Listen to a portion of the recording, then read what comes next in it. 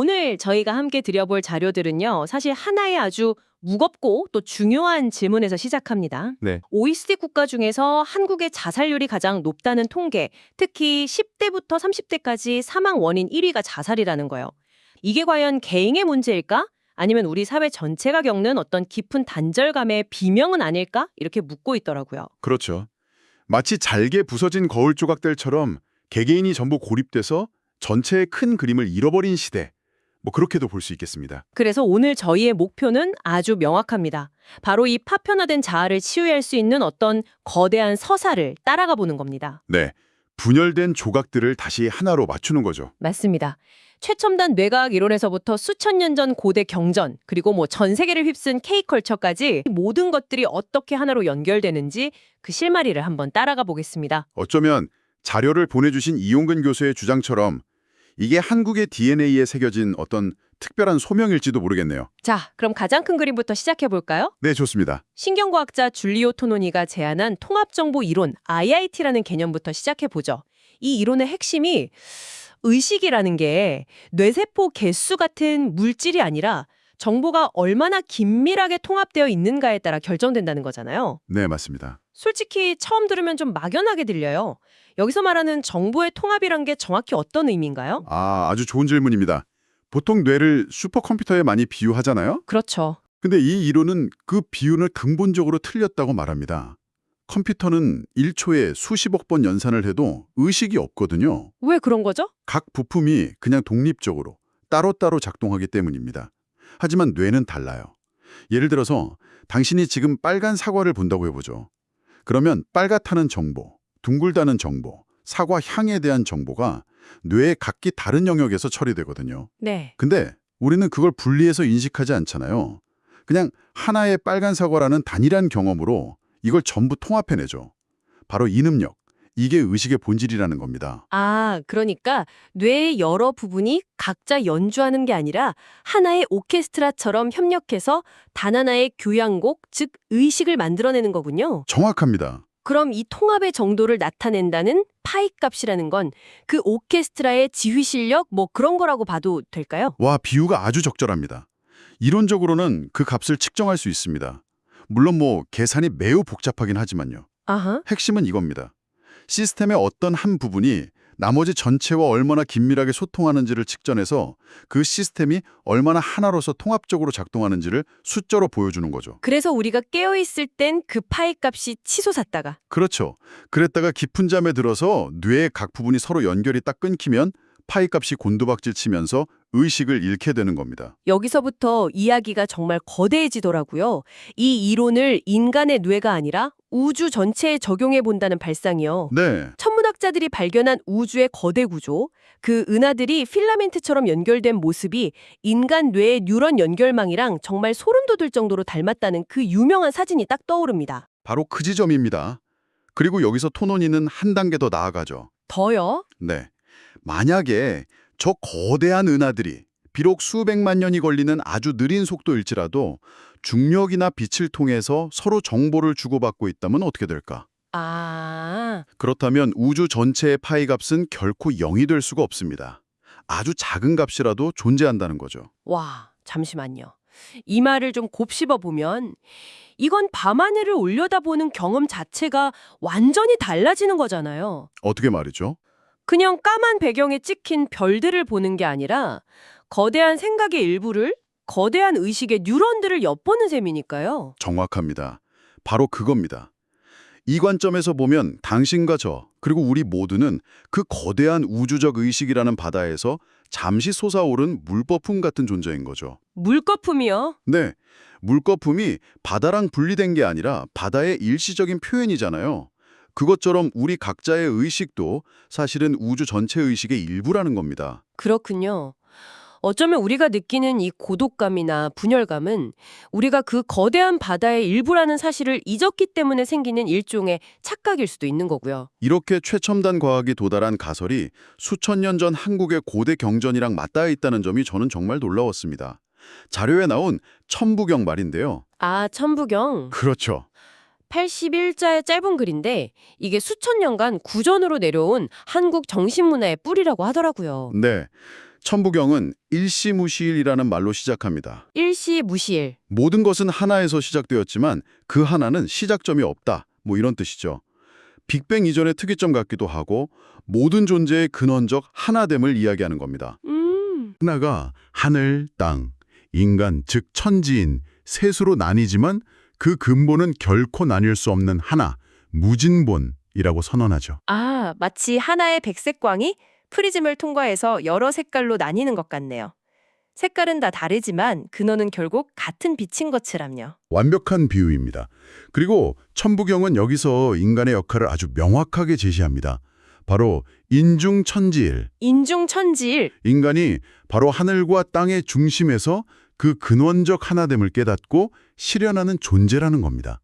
흩어진 모든 것을 다시 화합해서 하나로 만드는 것. 바로 천부경이 말하는 인간의 사명이죠. 아, 그럼 그게 최첨단 통합 정보 이론이 말하는 파이 값을 높이는 것과 같은 의미로도 해석이 가능하겠네요. 정확히 그렇습니다. 정말 신기하죠? 와, 정말 신기하네요. 수천 년의 시간을 두고 과학과 철학이 서로 다른 언어로 똑같은 진단을 내리고 있는 셈이잖아요. 우리는 본질적으로 거대한 하나인데 현대인의 고통은 이 진실에서 멀어졌기 때문이더라고요. 맞습니다.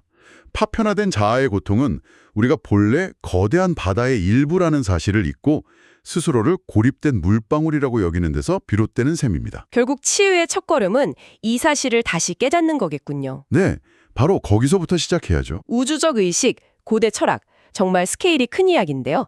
여기서 또 흥미로운 지점은 다른 자료에서 이 통합과 조화로 분열을 치유한다는 서사가 아주 현대적인 방식으로 그것도 K컬처 안에서 발견된다는 겁니다. 아, 넷플릭스 애니메이션 K-POP 데몬 헌터스 말씀이시죠? 네, 맞습니다. 저도 아주 흥미롭게 봤습니다. 언뜻 보면 그냥 전형적인 K-POP 아이돌 판타지물 같아 보이는데 그 안에 담긴 상징을 자세히 들여다보면 오늘 우리가 나누는 이야기랑 정확히 같은 구조를 가지고 있거든요. 주인공인 K-POP 아이돌 그룹 헌트릭스가 무대 뒤에서는 악령을 물리치는 영웅으로 활약한다는 설정이죠. 네, 여기서 핵심은 악령이 상징하는 바겠네요. 그렇습니다. 작품 속에서 악령들은 사람들의 질투, 분노, 차별, 혐오 같은 부정적인 감정을 먹고 자라요. 아, 즉, 우리를 서로 분열시키고 고립시키는 모든 내면의 어둠을 상징하는 거죠. 말하자면 파편화 그 자체를 악령으로 형상화한 겁니다. 그렇다면 이 악령을 물리치는 무기는 뭔가요? 바로 헌트릭스의 음악입니다. 더 정확히 말하면 멤버들 목소리가 만들어내는 완벽한 조화, 즉 하모니죠. 아, 분열의 힘을 조화의 힘으로 이긴다는 거군요. 여기서 감독의 인터뷰가 핵심을 딱 짚어주는 것 같아요. 네, 어떤 내용이었죠? 하나의 정말 좋은 노래가 사람들의 마음을 사로잡아서 세상에 존재하는 모든 차별과 어둠을 무력화하고 우리 안에 깃든 악마까지도 힘을 잃게 만드는 순간을 포착하고 싶었다. 와, 이거 그냥 애니메이션 기획 의도가 아니라 천부경의 협일 정신을 21세기 버전으로 번역한 것 같지 않나요? 바로 그겁니다. 심지어 K-POP 그룹이라는 형식 자체가 이 주제를 완벽하게 구현하고 있잖아요. 그쵸. 각기 다른 목소리, 다른 춤선, 다른 매력을 가진 멤버들이 모여서 하나의 완벽한 퍼포먼스를 만들어내니까요. 각자의 개성을 존중하면서도 더 큰 하나를 위해 조화를 이루는 것. 이게 바로 협일의 현대적 실천이자 통합정보이론에서 말하는 높은 파이값을 가진 시스템의 모습인 거죠. 가장 세계적인 K컬처를 통해서 가장 한국적인 통합의 철학이 표현되고 있는 거네요. 정말 흥미롭습니다. 네, 아주 흥미로운 사례죠. 우주적 차원의 과학 가설에서 시작해서 수천 년 전 철학을 거쳐 오늘날 가장 트렌디한 대중문화까지 분열에서 통합으로라는 치유의 서사가 정말 일관되게 흐르고 있네요. 네, 이제 이 모든 이야기를 우리의 삶, 현실 속으로 가져와 볼 차례인 것 같습니다. 국립공주대학교 이용근 교수가 제시한 K치유관광이라는 청사진이 바로 그 역할을 하고 있죠. 맞습니다. 앞선 이야기들이 왜 통합이 치유인가? 에 대한 어떤 철학적, 문화적 근거를 제시했다면 이 교수의 연구는 어떻게 그 통합을 현실에서 구현할 것인가에 대한 아주 구체적이고 실용적인 방법론을 제시합니다. 막연한 힐링을 넘어서는 거군요. 그렇죠. 과학기술과 결합한 새로운 산업 모델을 제안하는 거죠. 그 핵심이 뇌과학 기반의 스마트 치유 건강이더라고요. 여기서 앞서 이야기했던 과학적 개념들이 다시 등장하는데 뉴로하모니 같은 뇌파 측정기기로 개인의 상태를 진단한다는 대목이 특히 흥미로웠습니다. 네. 먼저 개인의 파편화된 상태를 과학적으로 진단하는 겁니다. 예를 들어 자료에 나온 하이 베타파 상태는 뇌가 계속해서 경계태세에 있는 것과 같아요.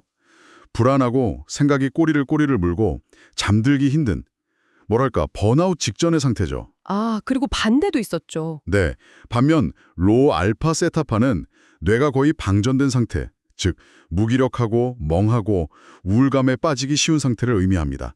이렇게 뇌파 데이터로 불균형 상태를 객관적으로 확인하는 게 첫 단계인 겁니다. 마치 뇌를 위한 건강검진 같네요. 오, 맞아요. 진단이 끝나면 그 다음은 처방이겠죠. 뉴로매칭 알고리즘이라는 게 개인 맞춤형 치유 프로그램을 추천해 준다고요? 바로 그렇습니다. 가령 하이베타파가 높게 나온 사람, 즉 뇌가 과열된 사람에게는 격렬한 운동보다는 싱잉볼 테라피나 숲속의 새소리 명상처럼 뇌를 안정시키는 프로그램을 추천하는 거죠. 아하. 반대로 로 알파 세타파가 문제인 사람, 뇌의 에너지가 부족한 사람에게는 햇볕 받으며 맨발 걷기나 아로마 오일 마사지처럼 감각을 깨우고 활력을 주는 프로그램을 매칭해주는 식입니다. 와, 이건 거의 뇌를 위한 퍼스널 트레이너네요. 뇌 안에서 흩어져서 따로 놀던 오케스트라 단원들을 데이터 기반의 지휘자가 다시 조율해서 조화로운 연주를 만들어내는 과정이라고 볼 수 있겠어요? 아주 정확한 비유입니다. 파편화되고 불균형한 뇌 상태를 다시 조화롭고 통합된 상태로 되돌리는 것.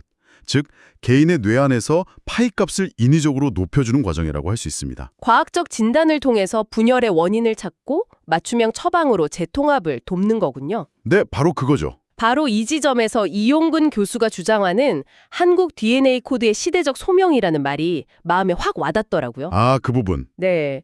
모든 것은 하나라는 천부경의 통합 철학, 그리고 K-팝처럼 서로 다른 것들을 조화롭게 묶어서 전 세계의 마음을 움직이는 문화적인 힘, 또 이 모든 걸 현실에 구현할 수 있는 최첨단 스마트 웰니스 기술까지. 네, 그 세 가지죠. 이 세 가지를 모두 가진 한국이 분열과 고립으로 고통받는 현대인들에게 새로운 치유의 길을 제시하는 선도적인 역할을 할 수 있다는 비전이군요. 가장 고통스러운 문제를 겪고 있기에 역설적으로 가장 근원적인 치유법을 찾아낼 수 있다는 희망의 메시지 같기도 하고요. 네, 저도 그렇게 생각합니다. 오늘 우리는 한국 사회의 깊은 상처인 높은 자살률에서 시작해서 우주가 하나의 거대한 의식이라는 장대한 과학적 가설과 모든 것은 하나라는 고대 철학을 넘나들었습니다. 네, 정말 거대한 여정이었네요. 그리고 이 서사가 어떻게 K컬처와 K치유관광이라는 구체적인 현실의 대안으로 이어지는지 그 흐름을 쭉 따라가 보았습니다. 자료들이 그려내는 그림은 결국 하나로 모아지는 것 같아요. 분열에서 통합으로, 경쟁에서 협력으로, 그리고 고립에서 연결로 나아가는 것. 네. 이것이 바로 개인과 사회, 나아가 인류 전체를 위한 치유의 방향이라는 거죠. 개인의 뇌파를 조율하는 미시적인 차원에서부터 K-팝의 하모니로 세계인의 마음을 연결하고 궁극적으로는 우주적 의식과의 합의를 꿈꾸는 거시적인 차원까지 모든 것이 하나의 거대한 흐름 위에 놓여 있습니다. 마지막으로 당신에게 이런 질문을 던지면서 마무리하고 싶습니다.